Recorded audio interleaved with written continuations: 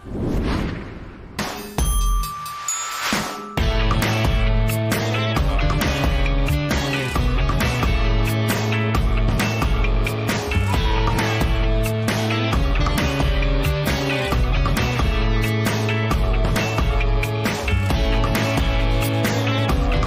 Hez, vous êtes le nouvel entraîneur du Racing Club de Lens. Comment avez-vous appris la nouvelle?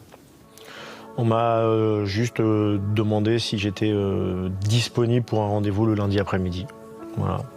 Moi, j'avais fait séance avec l'équipe réserve le lundi matin. Je me suis rendu disponible pour ce rendez-vous avec la direction. Et voilà, c'est là qu'on m'a dit d'une part que le départ du staff, d'une partie du staff était acté et qu'ils souhaitaient que ce soit moi qui reprenne l'équipe jusqu'à la fin de saison. C'était une opportunité formidable que je ne pouvais pas refuser.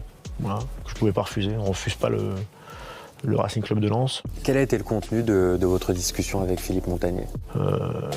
En gros, ce qu'il m'a dit, c'est voilà, c'est toi autant que ça soit toi, puisqu'à partir du moment où il y a un changement d'entraîneur, voilà, tu connais la maison, fonce. Lui était surpris, choqué?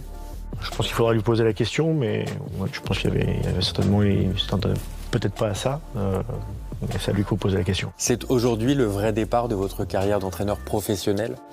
En tout cas, c'est sûr qu'à l'époque, à Lorient, c'était pas un départ de... Voilà, les choses étaient claires.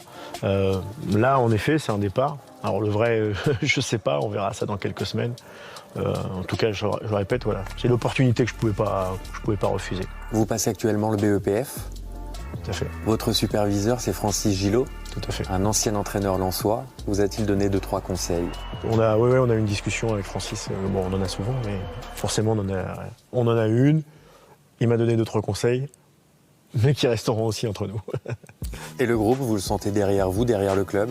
Il y a des garçons qui ont envie de tout donner. Alors voilà, il y a eu des difficultés que j'espère passagères, mais c'est un groupe vraiment sain et avec une vraie force collective. Dans votre staff technique, il y a un certain Alou Diarra, que vous connaissez bien puisqu'il était déjà votre adjoint avec l'équipe réserve.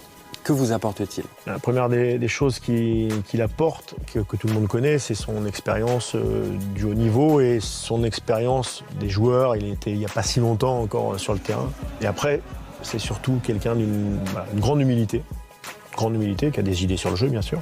Et je trouve que c'est un message fort, qu'on peut être un grand joueur, ou avoir été un grand joueur, avoir fait une finale de Coupe du Monde, avoir fait plein de gros clubs.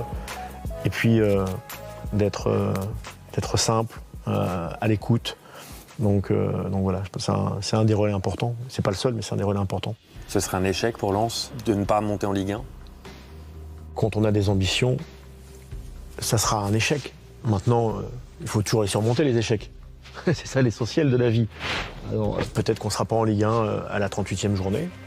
Peut-être qu'on y sera à la fin des barrages aussi.